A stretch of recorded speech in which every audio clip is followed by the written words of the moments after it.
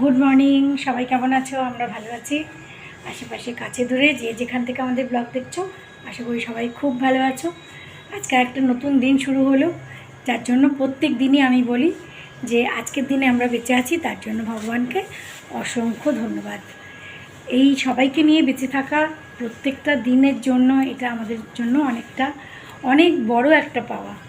যাই হোক, তো আজকের ব্লগ আমাদের সকাল এখন হয়ে গেছে, এখন বাজে 11টা। মোটামুটি সকালবেলায় ব্রেকফাস্ট হয়ে গেছে, বাবু সকালে বেরিয়ে গেছে, ঝন্টুকে খাইয়ে দিয়েছি। তো রোজকার ব্লগ তো আছেই, রোজকার কে কী করছি না করছি সেসব তো রোজ দিন শেয়ার করা হয়ই। আজকে আমি এমন কিছু টিপস তোমাদের সাথে শেয়ার করছি যেগুলো নাকি আমাদের প্রত্যেক দিনের চলার পথে খুব সহায়ক হবে, খুব কাজে দেবে। আর বিশেষ করে যারা নাকি নতুন গৃহিণী, বলেছি বারবার, যারা নাকি নতুন গৃহিণী, যারা বাচ্চারা, ছেলেমেয়েরা যারা বাইরে গিয়ে পড়াশোনা করছে, একা থাকে, তাদের জন্য খুব সহায়ক হবে। চলো লেটস স্টার্ট। আমাদের সবার ঘরেই তো অল্প বিস্তর ব্রেড আসে, আর এই যে ব্রেডের পিছনের দিকগুলো, আগের আর পিছনের দিকগুলো বাচ্চারা খেতে চায় না। তো আমারও ঘরে যথারীতি এরকম 4-5 টুকরো, 6-7 টুকরো এরকম ব্রেড জমেছে। তো আমি একটুখানি রুটি করার পরে তাওয়ার উপরে রেখে দিয়েছিলাম, একটু শক্ত হয়ে গেছে। তারপরে আমি এগুলোকে ব্রেড ক্রাম্ব বানিয়ে রাখলাম। বানিয়ে একটুখানি কড়াইতে একটু নেড়ে চেড়ে রাখলে পরে এটা কিন্তু প্রায় 1-1.5 মাস পর্যন্ত ইউজ করা যায়। হালকা একটুখানি কড়াইতে নেড়ে, গরম কড়াইতে নেড়ে রাখলে পরে এটা অনেক দিন পর্যন্ত থাকে।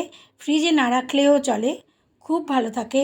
আমরা যে কোনো মানে স্ন্যাক্স বানাই, যা কিছু বানাই, এই ব্রেড ক্রাম্বটা খুব কাজে দেয় আর খুব ইউজফুল, যে কোনো কিছুতেই কাজে লাগে। টিপ নাম্বার 2, এই যে রসুনের খোসা ছাড়িয়ে রান্না করার সময় যদি খোসা ছাড়াতে হয় তাহলে কিন্তু খুবই ঝকমারি।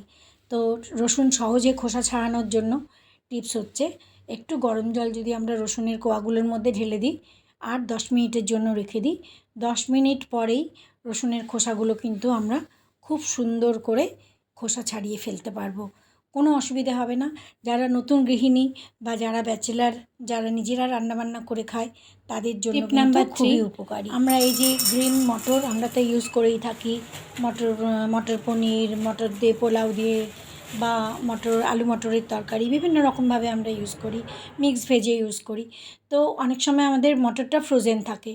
তো এই মটরটাকে যদি আমরা কালারটা সুন্দর করে রাখতে চাই, বা এই গ্রিন কালারটাও সুন্দর থাকবে, আর আমরা সুন্দর করে এটাকে ভালো করে ইউজটা সিঙ্ক করবে না, তার জন্য একটু গরম জল, মটরটাকে বের করে একটু গরম জল আর 1/2 চামচ চিনি দিয়ে যদি 10 মিনিট রেখে দিই, তাহলে কিন্তু মটরটা যা অ্যাজ ইট ইজ থাকবে, আর মটরটা সাইজেও বড় থাকবে আর সিঙ্ক করবে না।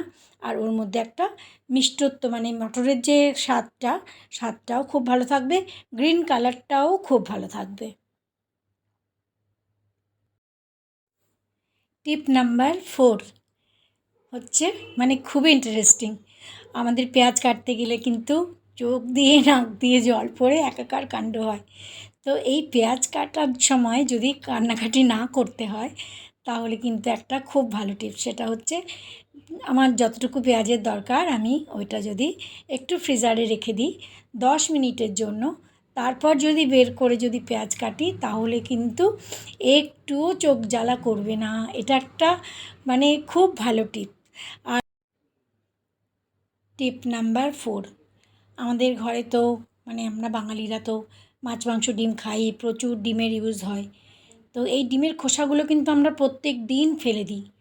এই ডিমের খোসাগুলো যদি, যেমন আমার ঘরে তো প্রত্যেক দিন 3-4টে ডিম আমার ঝন্টুরই লাগে, তারপরে বাবুরও লাগে। তো ডিমের খোসাগুলো যদি রেখে দেওয়া হয়, একটু একদিন রাখলেই এগুলো ড্রাই হয়ে যাবে। তারপরে এগুলোকে মিক্সিতে করে যদি এটাকে পাউডার বানিয়ে আমরা কোনো কিছুর মধ্যে রেখে দিই, তাহলে কিন্তু এটা খুব ভালো, গাছের জন্য খুবই উপকার। প্রত্যেকটা গাছের গোড়ায় যদি 1-2 চামচ করে দিয়ে যাওয়া হয়, তাহলে কিন্তু গাছ প্রচুর ক্যালসিয়াম পাবে, আরও অনেক কিছু গাছের গ্রোথের জন্য খুব ভালো একটা জিনিস এটা। অনেক সময় আমাদের কাছে এই অনেক সময় কৌটো বা জার কোনো দিন অনেক দিন পরে থাকলে পরে একটা গন্ধ হয়, বা ধোয়া থাকলেও অনেক সময় ভেতরে একটা অন্যরকম গন্ধ হয়। সেটার জন্য খুব ভালো একটা টিপস হচ্ছে একটুখানি খবরের কাগজ যদি ভিজিয়ে ওই কৌটোটার মধ্যে আমরা রেখে দিই খানিকক্ষণের জন্য, 2-3 ঘন্টার জন্য, তারপরে আমি ঢাকনা বন্ধ করে রেখে দিই। 3-4 ঘন্টা বাদে তারপরে যদি আমি ওটা বের করে নিই, তখন দেখব যে ওইটার গন্ধটা কিন্তু চলে গেছে। এটা মানে যদি আমরা ফ্রিজে গন্ধ হয়, ফ্রিজের জন্যেও কিন্তু এটা ইউজ করা যেতে পারে। খুব ভালো টিপস এটাও। টিপ নাম্বার 7, আমাদের ঘরে আমরা ডিম তো ইউজ হয়ই আমাদের। অনেক সময় ডিম সেদ্ধ করতে গেলে ফেটে যায়, ফেটে বেরিয়ে যায় খানিকটা। তার জন্য একটা খুব ভালো টিপস, এই জলের মধ্যে ডিমগুলো দিয়ে একটুখানি নুন আর এই 1/2 চামচ মতন একটু তেল দিয়ে দিলে পরে ডিমগুলো খুব ভালো বয়েল হবে।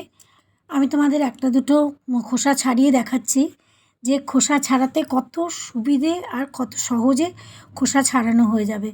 মানে একটুও মানে কষ্ট হবে না খোসা ছাড়াতে। অনেক সময় যে খোসার গায়ে লেগে থাকে ডিম, বা ডিমের খোসার সঙ্গে অনেকটা ডিম চলে একেবারে বেরিয়ে যায়, বা সেদ্ধ হওয়ার সময়ও ফেটে গিয়ে অনেকটা ডিম বেরিয়ে যায়, একটা মানে বিচ্ছিরি রকমের হয়ে যায়। সেরকম কিন্তু একদমই হবে না, খুব স্মুথলি খোসাটা ছাড়ানো হয়ে যাবে।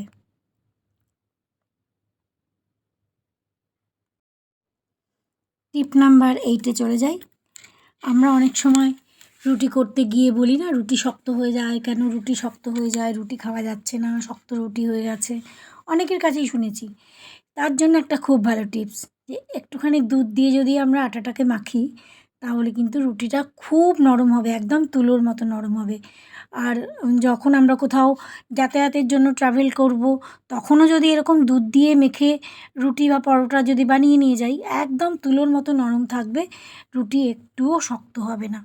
আর রুটিটা আমি করে দেখাবো তোমাদের, মানে একটুও শক্ত হবে না, দুধ দিয়ে আটাটুকু মেখে নিতে হবে। একটা দুটো রুটি তোমাদের করে দেখাচ্ছি আমি, মানে এত সফট, মানে বেলতেও খুব নরম। যখন বেলার সময় তোমরা দেখে বুঝতে পারছো কি না, আমি জাস্ট একটুখানি আটা মাখিয়েছি, মানে খুব সামান্য, যে অনেকগুলো আটা দিয়ে যে মানে বেলার সময় একদম নেইনি। আর রুটিটা যখন হয়ে যাচ্ছে তখন কিন্তু প্রচণ্ড সফট হবে। তোমরা দেখতেই পাচ্ছ যে তাওয়াতে একটা রুটি আমার দেওয়া আছে, আর একটা রুটি আমি মানে চাকিতে বেলে নিয়েছি। রুটিটা ফোলানোর সময় এত সুন্দর মানে নরম, মানে এত সুন্দর করে ফুলে উঠছে রুটিটা, আর খুব সফট, মানে তেল লাগাইনি, ঘি লাগাইনি, কিচ্ছু লাগাইনি, কিন্তু খুব নরম, খুব নরম একদম। আর এরকম নরম রুটি হলে তো যে কোনো কিছুর সঙ্গেই মানে খেয়ে খুব শান্তি। তো আমার মনে হয় আমার এই আজকে যে টিপসগুলো আমি তোমাদের সাথে শেয়ার করলাম, নিশ্চয়ই তোমাদের খুব ভালো লাগবে, আর তোমাদের রোজকার জীবনে খুব মানে সাহায্য করবে। আর যে অনেকবার 2-3 বার বলেছি, আবারও বলছি, যারা নতুন সংসার করছে, যেসব ছেলেমেয়েরা, আমাদের ছেলেমেয়েরা যারা দূরে দূরে থাকে, যাদের নিজেদের করে খেতে হয়, তারা যদি এরকম ছোট ছোট টিপসগুলো একটু মানে চিন্তা করে চলে, তাহলে কিন্তু তাদের কাজকর্ম অনেক সোজা হয়ে যাবে। কারণ তাদের তো পড়াশোনাও করতে হয়, নিজেদের কাজকর্ম, অন্যান্য কাজকর্মগুলোও করতে হয়, সেই জন্য এই টিপসগুলো মনে হয় খুব ভালো লাগবে। টিপ নাম্বার 9-এ চলে যাই। এই আমার কাছে ব্রেডটা রয়েছে, ব্রেডের খানিকটা ইউজ হয়েছে, আজকেও খানিকটা বাবুকে দিয়ে দিয়েছি, আর এই খানিকটা রয়েছে, এই 5-6 পিস মতন রয়েছে। এবার আমি এটাকে কিভাবে রাখবো, এই যে লম্বা কভারটা, ব্রেডের যে কভারটা, এটা অনেক লম্বা একটা কাগজ, তো এটাকে সুন্দর করে এইটা দিয়েই সুন্দর করে রাখতে পারি। এই কভারটাকে একটুখানি মুড়ে তারপরে এটাকে উল্টো দিকে ফোল্ড করে ব্রেডটাকে পুরো পিছন দিক থেকে কভার করে দিলাম। এবার এটাকে রাখতে আমার কোনো অসুবিধা নেই, যে কোনো জায়গায় খুব সুন্দরভাবে সেট হয়ে যাবে। টিপ নাম্বার 10-এ চলে যাই। অনেক সময় আমাদের ঘরে পনির আসে, তো কিছুটা পনির হয়তো থেকে গেল, তখন পনিরটা আমরা কিভাবে রাখবো, একটা কৌটোর মধ্যে একটু জল দিয়ে, ঠান্ডা জল দিয়ে পনিরটা রেখে তারপর কিন্তু আমি ঢাকা দিয়ে ফ্রিজে রেখে দিতে পারি। 2-3 দিন তো খুব ভালো থাকবে, কিন্তু 2 দিনের বেশি যদি পনিরটা আরও রাখতে হয়, তাহলে কিন্তু আমাকে জলটা চেঞ্জ করে তারপর রাখতে হবে। আশা করছি আজকের টিপগুলো তোমাদের সবার খুব ভালো লাগবে আর প্রয়োজনীয় খুব। যদি ভালো লাগে তাহলে প্লিজ লাইক কমেন্ট করো। আজকের মতন এখানেই ব্লগ শেষ করছি। Good night.